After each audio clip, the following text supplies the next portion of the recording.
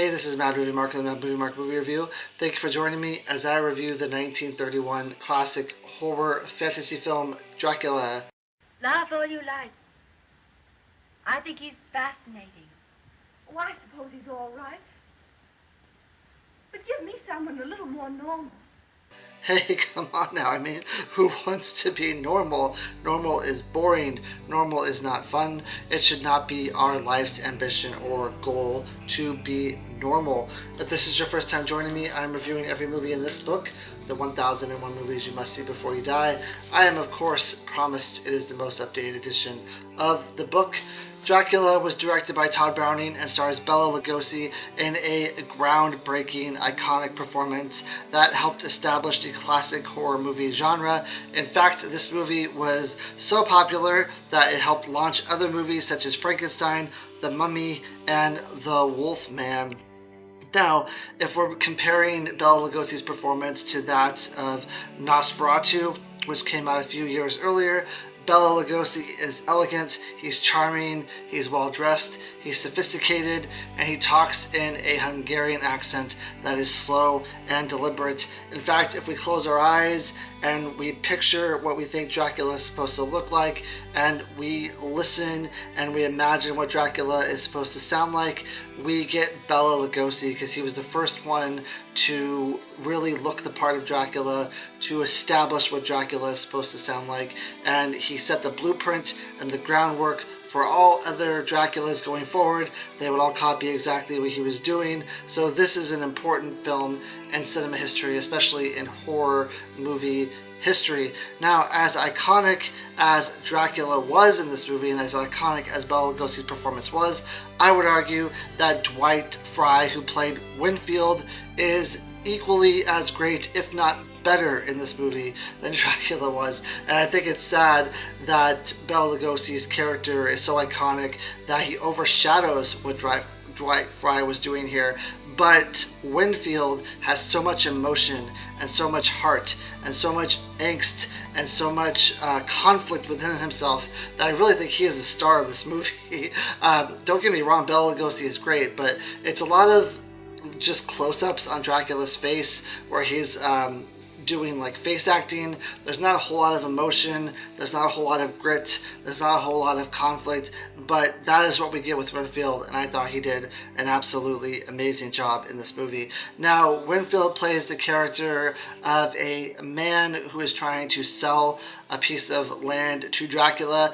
This land is in England and Dracula is in Transylvania, so Renfield must make the trek to Transylvania, and once he gets there, everyone refuses to help him get to Dracula's castle because they say that he is a vampire and they don't want anything to do with that.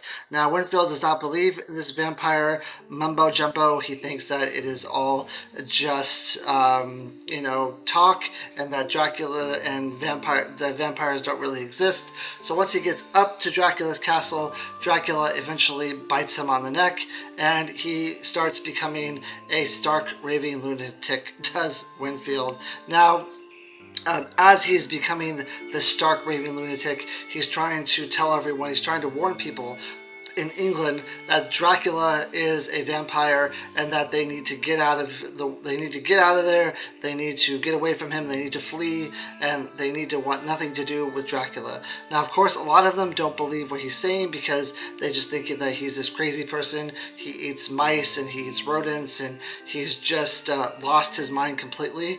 There's specifically a girl named Mina who Dracula is targeting in this movie, and he eventually bites Mina and she starts becoming a vampire as well. Now, while all this is going on, while Renfield is desperately trying to tell them that they must leave, but he's also trying to not let Dracula know that he's tipping these people off because Dracula is his master, and he has this conflict within him. He has this push in this pull where he wants to warn these people that their lives are in danger, but he also knows that if Dracula finds out, Dracula will want to murder him because Dracula needs these people to not know who he is so that he can keep feasting on them. So it's this conflict and this push and pull and this constant a back and forth tug within Renfield that I think is amazing. I love his character. I think he does an absolutely fantastic job of it. So while this is going on, we have another character named Van Helsing, who is a doctor who believes, and he actually knows, that Dracula is a vampire because Dracula does not cast a shadow in a mirror, and that is a telltale sign of being a vampire. So Van Helsing's goal in this movie is to kill Dracula. Now, at the end of the movie, this is going to be a spoiler here, Van Helsing does find Dracula and ends up killing him with a stake. Now, the end of the movie is it's anticlimactic.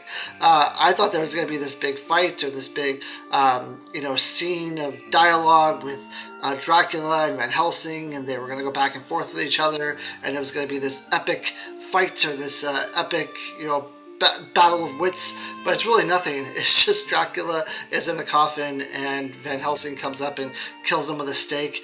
And then after that happens, Mina is released from her prison of being a vampire, because once the head vampire is killed, the other vampires are no longer under the spell, so she ends up being fine and living, which is a stark difference from Nosferatu.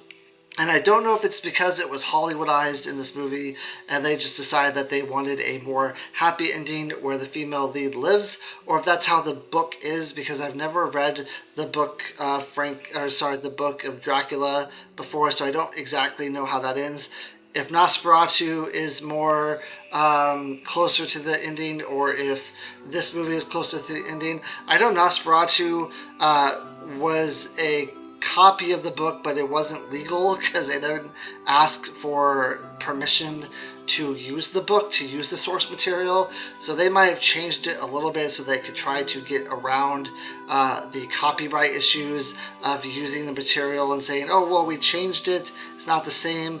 I really don't know which is closer, but the ending to this one is definitely more happy. It's not as sad, it's not as devastating as the end to Nosferatu, and I kind of didn't like it as much. I would say Nosferatu to me is a very creepy movie. It's on the edge of your seat. There's a lot of horror to it. It's a very tense movie.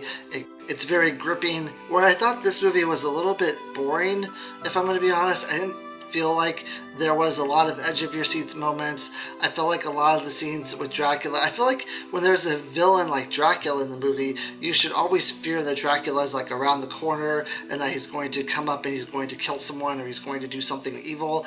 And I didn't feel that in the movie, and I think a lot of it was because of the special effects, which I'm sure were great for the time. But I mean, there's scenes where there's bats flying around, but you can tell they're like bats on strings, where it's not very well done. And I think it really took me out of the movie a little bit, that it hasn't aged that well in terms of special effects. I will say that there's great use of fog and lighting in this movie, which is definitely something you want for a horror film. Absolutely fantastic job, but I just felt the movie was a little bit boring. I felt the pacing was a little bit slow. There wasn't enough for me with Dracula. He didn't do enough on screen. I was really just waiting for Renfield to be back on screen so I could see the emotion and the heartache and the what he was bringing to it. With such an iconic role from Bela Lugosi, for some reason I really expected a lot more. I really expected for him to come alive on screen. I really expected him to embody the terror that I feel like Dracula is supposed to be, but I just didn't get that. I just thought he was like a sophisticated guy in a suit. Obviously he kills people, but a lot of it is off screen in this movie. They don't show any real murders on screen, which I thought also took away from the character that I thought he was supposed to be and the character that I thought he was. But I mean, it's not a bad movie. Like I said, it helped launch the horror movie franchises, which I'm a huge fan of. I love Halloween. My wife and I were married on Halloween. It's our favorite holiday. We're all about the spookiness. We're all about the terror. We're all about the horror. I just thought that this was too watered down. I didn't think that it was that exciting. I didn't think it was that terrifying. and it's a nice movie. I still give it an 8.5 out of 10, but I really could have used much more scares and much more horror from this. So it's an 8.5 out of 10. I hope you join me next time when, coincidentally, I review another movie about vampires called Vampire. Thank you. Have a great day.